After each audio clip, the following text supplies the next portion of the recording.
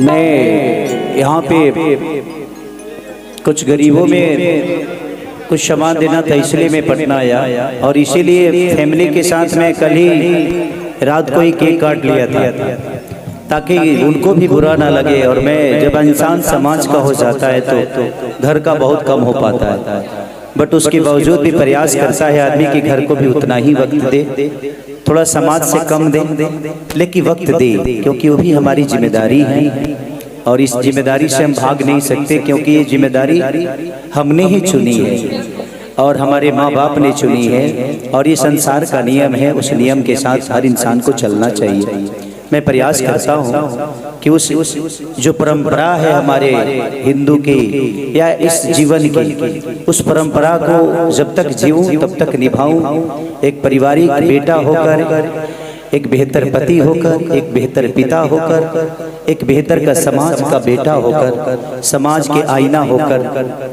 पहले गरीब था, गरीबी थी, अब आईना बन गया हो।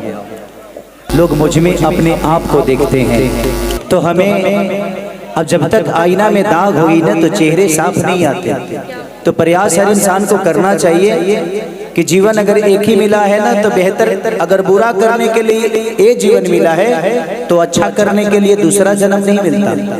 इसी जन्म में आपको अच्छा भी करना होता है। तो प्रयास हम सबको करना है कि हम बेहतर करें ताकि हमें देखकर 10 लोग और बेहतर करें।